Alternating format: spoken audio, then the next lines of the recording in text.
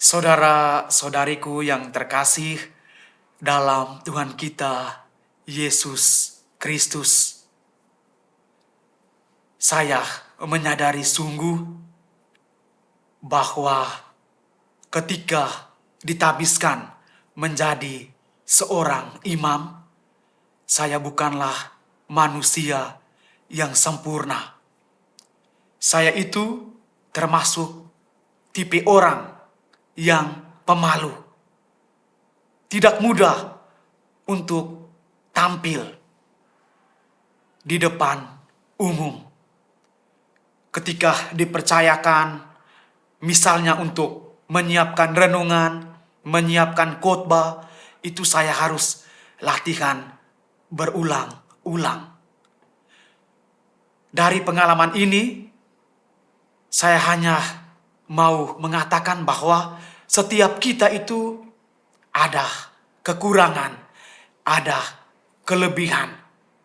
Masing-masing kita memiliki karakter dan keunikan yang berbeda-beda. Tetapi di balik keunikan, di balik karakter yang ada, kita mesti bersyukur bahwa di mata Tuhan semua kita adalah sama. Karena kita diciptakan secitra gambar dan rupa Allah. Saudara-saudariku yang terkasih, setiap kita manusia memiliki karakter yang unik. Masing-masing kita memiliki perbedaan karakter antara satu dengan yang lain. Ada karakternya lembut, kasar, dan lain sebagainya. Ada pribadi yang pemberani, kuat, tapi ada juga pribadi yang malu, tidak percaya diri, sama seperti saya juga. Tetapi dengan perbedaan yang ada, kita harus tetap bersyukur bahwa kita semua berarti di hadapan Allah. Kita adalah anak-anak Allah yang diciptakan securut gambar dan rupa Allah dengan keunikan dan karismanya masing-masing. Hari ini kita mendengarkan perumpamaan tentang uang mina. Dalam perumpamaan itu, Tuhan Yesus menampilkan sosok bangsawan yang memberikan mina kepada para hambanya untuk berdagang sampai ia kembali. Setelah ia kembali, ia meminta pertanggungjawaban dari masing-masing upahannya. Orang pertama dengan 1 mina dapat menghasilkan 10 mina. Orang kedua datang dan memberi hasil 5 mina. Dan orang yang ketiga datang tanpa menghasilkan apa-apa.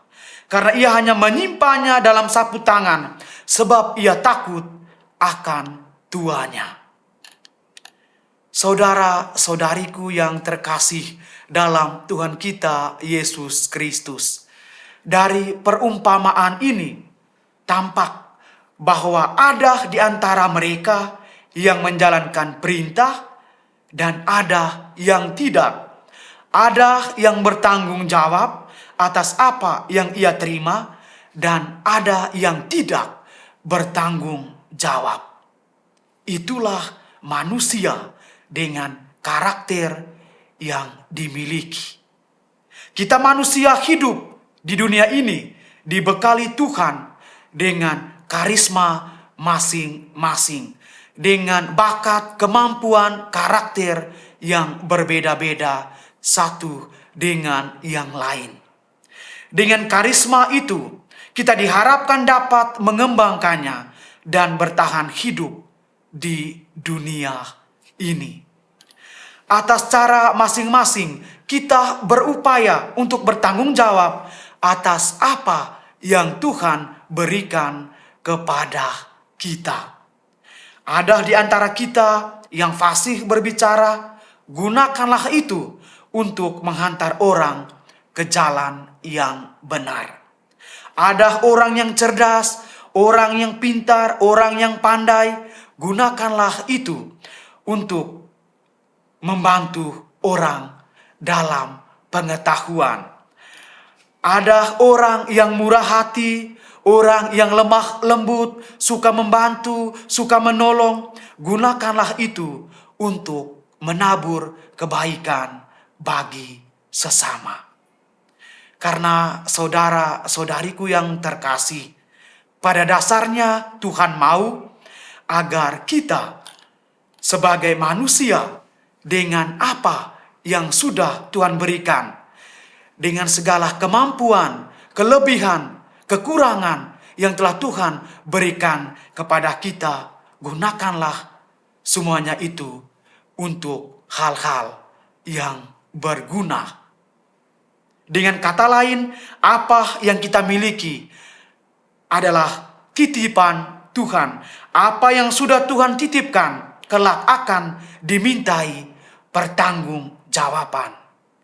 Maka masing-masing kita dituntut secara sadar akan apa yang kita terima dari Tuhan, sadar akan karisma dan kelebihan kita masing-masing. Karena ketika kita sadar akan kelebihan kita, kita tahu apa yang kita buat di dunia ini untuk menyukakan hati Tuhan. Maka baiklah, dengan bacaan hari ini kita diajak dan diingatkan kembali untuk memanfaatkan pemberian Tuhan secara baik dan benar.